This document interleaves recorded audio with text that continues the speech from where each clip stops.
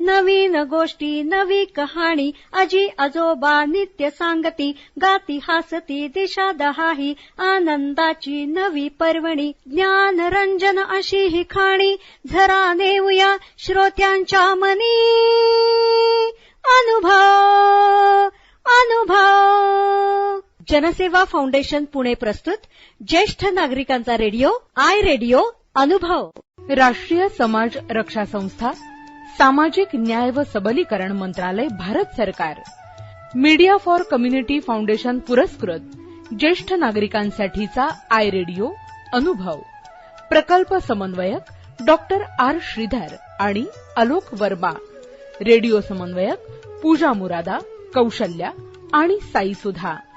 ज्येष्ठ नागरिकांच्या समस्या, प्रश्न आणि मार्गदर्शन यासाठी टोल फ्री एल्डर लाईन क्रमांक 14567 म्हणजेच 14567 यावर सकाळी 8 ते रात्री 8 या दरम्यान संपर्क साधावा. आमचा टोल फ्री क्रमांक पुन्हा एकदा ऐका.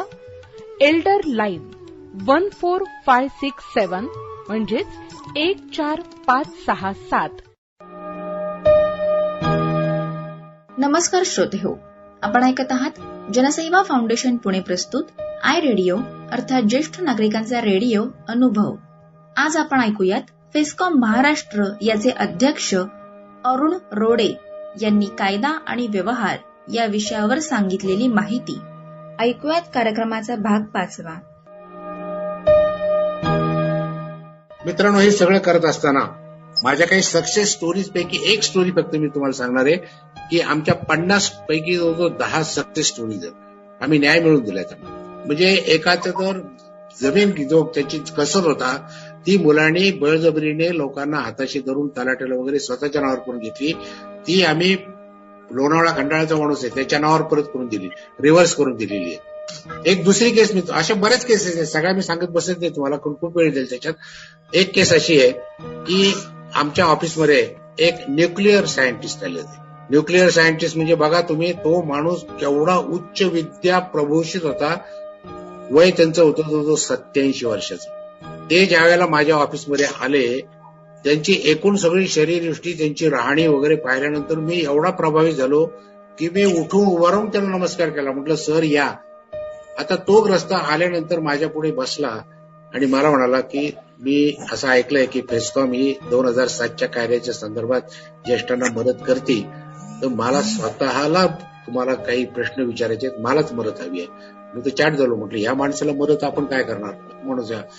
त्यांनी मला जे सांगितलं ते मित्रांनो अक्षरशः माझ्या डोळ्यात पाणी आलं. त्यांनी सांगितलं, मी पुण्यामध्ये राहतो, कसबा पेठेत माझं स्वतःचं वडिलोपार्जित घर आहे, माझ्या नावावरती घर आहे, कॉर्पोरेशनची पट्टी मी स्वतः भरतो माझ्या नावावर असल्यामुळे, परंतु माझ्या मुलांनी आणि माझ्या सुनेनी रात्री 11 वाजता अंगावरच्या कपड्यानिशी मला घराबाहेर काढलेलं आहे. गेले 2 दिवस संभाजी पार्कमध्ये बाकड्यांवरती मी पडतो, वॉचमन मला 3 वेळा हाकलून देतो आणि कसा तरी वडापाव खाऊन मी जातो आणि त्याच्यामुळे माझी तब्येत खालवायला लागलेली आहे. मला फक्त तुम्हाला एकच विनंती करायची की माझ्या घरामध्ये माझे असलेले डायबिटीसचे औषधं, माझं चेकबुक, माझं पासबुक आणि माझे कपडे फक्त मला मिळवून द्या, कारण मला पेन्शन चांगल्यापैकी मिळते. मला ती बाकी फिकीर नाहीये, पण माझ्या वस्तू मला मिळवून देण्याकरता तुम्ही मदत करा. मी त्यांना सांगितलं, सर तुम्ही मला एक लेखी पत्र द्या. त्यांना ताबडतोब मी कागद दिला, पेन दिला. त्याने ते लेखी पत्र मला दिलं. मी ताबडतोब त्यांना घेऊन जवळच्या पोलीस स्टेशनमध्ये गेलो. त्यांना ते पत्र पोलीस स्टेशनला दाखवलं.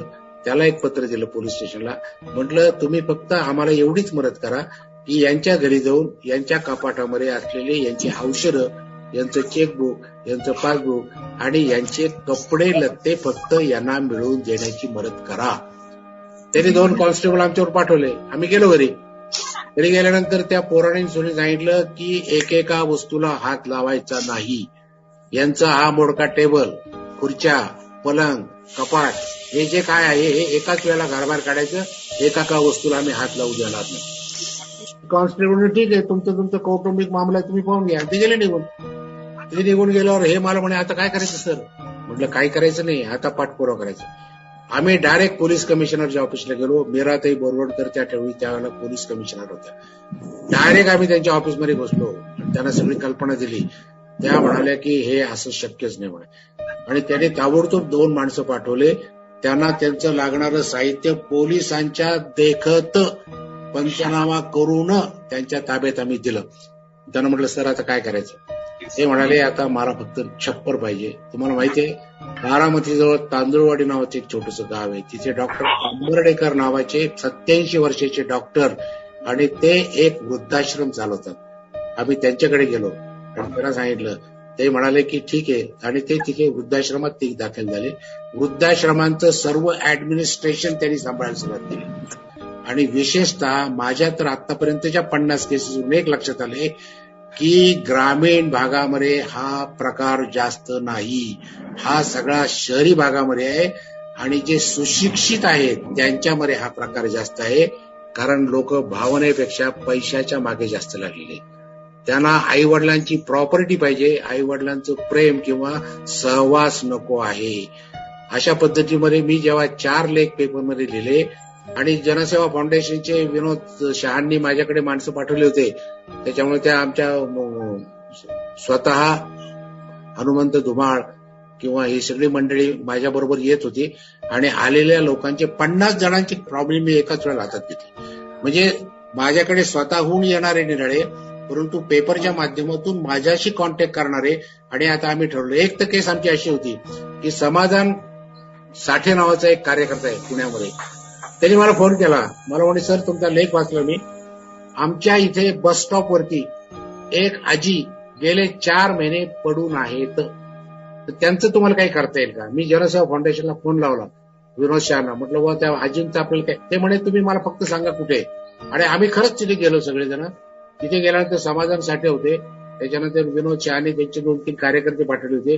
गेल्यानंतर आम्ही त्या आजींना विचारलं तर त्या आजींच्या डोक्यावर परिणाम झाला. तर ते आम्हाला शिवाय द्यायला लागल्या. आणि त्यांची अवस्था इतकी अवघड होती. गेले कित्येक महिने तिने आंघोळी केलेली नव्हती. ते कपडे लत्ते तिथेच जर ते टंबरेल होतं त्याचं पाणी प्यायच्या. आणि मग अशा परिस्थितीमध्ये जेव्हा लक्षात आलं आमच्या, मला ते धुमाळ म्हणाले सर आता काय करायचं. म्हटलं काही नाही, आता यांना मेंटल हॉस्पिटलमध्ये आपण ऍडमिट करू. त्यांच्या डोक्यावर परिणाम झालेला आहे. मोठा आघात घरच्यांनी यांना केलेला आहे. मेंटल हॉस्पिटलमध्ये त्यांना मिळालं.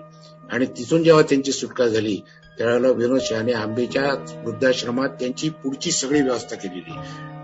मित्रांनो, जनसेवा फाउंडेशनचं खरोखर काम जे आहे ना, रस्त्यावरती पडलेले भिकाऱ्यांना ते उचलून येतात.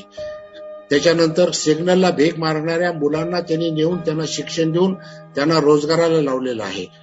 ज्या अनाथ आहेत, विधवा आहेत, परित्यक्त्या आहेत, त्यांना नर्सिंगचं कोर्स देण्याचं काम हे जनसेवा फाउंडेशनच्या माध्यमातून चालू आहे. म्हणजे फेस्कॉमच्या बरोबर आम्ही त्यांच्या बरोबरही काम करतो.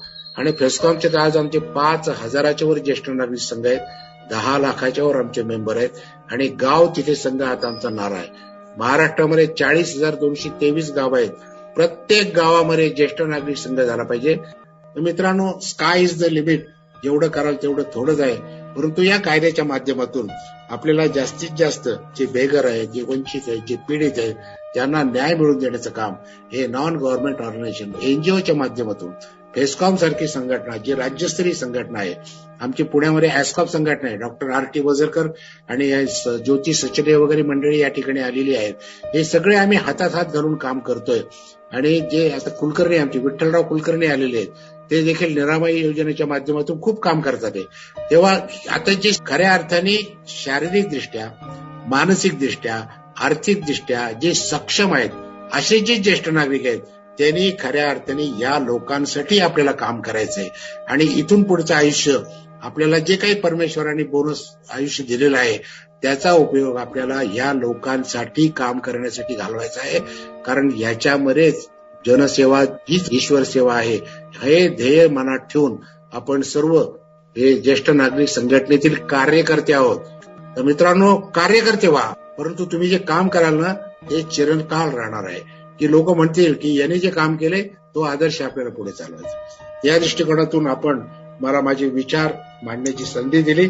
जनसेवा फाउंडेशन RRTCच्या माध्यमातून मला ही संधी प्राप्त झाली. जय हिंद, जय महाराष्ट्र. आत्ताच आपण फेस्कॉम महाराष्ट्र याचे अध्यक्ष अरुण रोडे यांनी सादर केलेला कायदा आणि व्यवहार या कार्यक्रमाचा 5वा भाग ऐकलात. अशाच माहितीपूर्ण कार्यक्रमांसाठी ऐकत रहा जनसेवा फाउंडेशन पुणे प्रस्तुत आय रेडिओ अर्थात ज्येष्ठ नागरिकांचा रेडिओ अनुभव आय रेडिओ. देखिए, जीवन के चक्र में उम्र ढलना एक आम सी बात होती है और इसका बहुत अच्छा उदाहरण आपके सामने इस समय बैठा आपसे बात कर रहा है. लेकिन जिंदगी के इस पड़ाव में कभी कभी ऐसा पल भी आता है जब आपको कुछ मदद की जरूरत पड़ती है, चाहे वो पारिवारिक हो, स्वास्थ्य संबंधी हो, आर्थिक हो, कोई विवाद हो या शोषण का मामला. लेकिन आपके इन सभी जरूरतों को देखते और समझते हुए भारत सरकार ने शुरू की है एक एल्डर लाइन, जहां आपको मिलेगा आपके सारे समस्याओं का समाधान. फोन नंबर है 14567. अब भले आपके बच्चे आपके साथ रहते हो या किसी दूसरे शहर में हो, ये है आपका अटूट सहारा. तो बस जिंदगी के उन सुनहरे लम्हों को संजोकर अपने आज को बेफिक्री से आप जिए, क्योंकि अब ओल्ड एज बनेगा गोल्डन एज. कैसे? 14567 याद रखिएगा.